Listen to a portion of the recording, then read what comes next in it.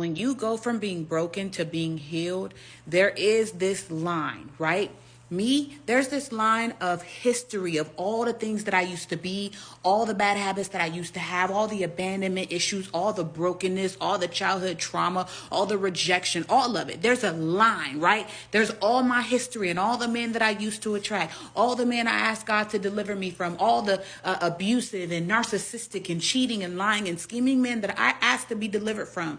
I had to ask God, make me invisible to anything that is not like you. Make me unattractive. Make me stink to these men so that they do not come to me anymore because I don't want them. Not only that, I started to notice, gosh, I became invisible, right, to so many men because a lot of men are not in the will of God.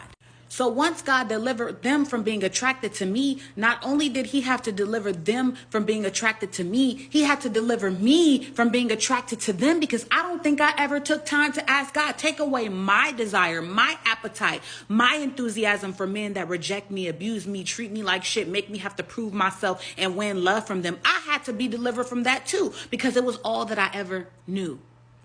Now, when you get delivered, right, there's always Egypt, then there's the wilderness, then there's your land overflowing with milk and honey. There is this line. There's this line of who I used to be, and then there is this who I'm becoming and the kind of men that I want to attract. Right now, there's this wilderness. So I have to become comfortable with being by myself, seeking first the kingdom of heaven, focusing on loving myself and loving God, setting so many boundaries to where when a new man comes into my life, I don't lay down my boundaries. I do not make a man into my idol. So that way, when he blesses me with the husband that I prayed for, everything that I wanted and desired, I will not place it above him.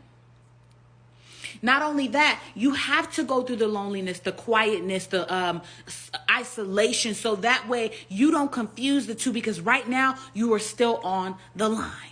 This means that I'm not quite who I want to be yet, but I'm not who I used to be. So right now, there's too close of a chance that I'll still attract the man rooted in my history, my pain, and my abandonment before I will attract the man that's rooted in my healing, my deliverance, and my breakthrough. Therefore, I need to stay so saturated in the presence of God so that I don't fall into the temptation of the enemy that takes me back to Egypt, into slavery, the brokenness, and the rejection. When you go into isolation, it's really God keeping you for himself, because even though he's delivered you from Egypt, he has to get Egypt out of you. The people who were being delivered from Egypt into the promised land, they stayed in that wilderness for such a long time because there was some uprooting. There was some change that had to be done. There was some breakthrough that needed to be done so that they didn't take their history into their future. And I'm just saying, when God isolates you, let him. Because you go out of desperation and out of loneliness. Well, why nobody want to talk to me? Nobody pursue me? Because that's not who you're trying to attract anymore. You want to attract someone who's healed, someone who's in the presence of God. God has to give you an appetite for the land overflowing with milk and honey. So you're not desiring wilderness food like manna and quail that came from you when you were in your season of desperation and famine. You're not going to partake in the things that you used to partake in, because God is trying to give you the land overflowing with milk and honey. And it's lonely sometimes. You feel like you're starving sometimes. But I'm trying to tell you, it's better for you to go without than to partake in the things of your slavery and the things of your history and the things that you already asked God to deliver you from, because you'd be just like a dog returning back to its vomit. So when it's all said and done, if God has got you isolated, you are in your season of quietness and stillness, nobody's pursuing you and dating you, perhaps he's trying to get you to cross over into your land overflowing with milk and honey, because the people of your history didn't do anything for you but abuse you, reject you, abandon you, and make you look a fool. And you got to be okay with being by yourself, even when it get quiet, even when you get horny, even when you get lonely, even when you feel afraid and you feel like you just want some company. You got to lean into that. I'm not just talking to you. I'm talking to me. Lean into that quietness, because you never had quietness before. You've always went to somebody when you felt alone and isolated. What did that result in? You getting your feelings hurt.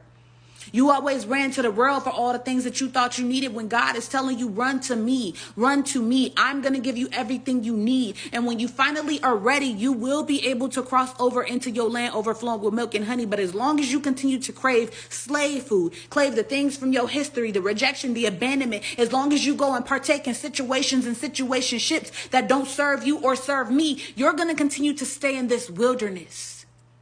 So thank God for the wilderness, because it means you're crossing over, but you don't want to stay there longer than you have to. So be still. Don't cry about the waiting season. Just wait until God gives it to you. When is your proper time to cross over? When is your proper time to meet your husband, to enter into your land? You will. And you won't be desperate when you do it, because you'd be so focused on being filled by the Holy Spirit, the renewing of your mind, the transformation of your soul, that you won't even realize how far you've traveled from where you used to be to who you are now. So if you healing, keep on healing. But don't go back to the place that broke you just because you feel isolated. And I'm not just talking about relationships at this point.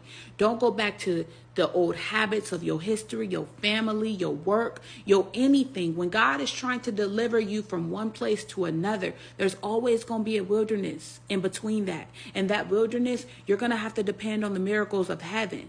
You're going to have to depend on God to be your comfort, to be your light, to be your joy, to be your family, to be your provision, to be your finances, to be your peace of mind. You're going to have to depend on him, because when you are in your wilderness, that's when you need the miracles of heaven. Because when it's finally time for you to cross over, finally time for you to reach your breakthrough, you're going to be overflowing with milk and honey. Everything you need in that land is going to be supplied. Therefore, the miracles are going to cease. And you don't need to be looking forward to miracles when God is already giving you an abundant land overflowing with milk and honey. Be patient and be still.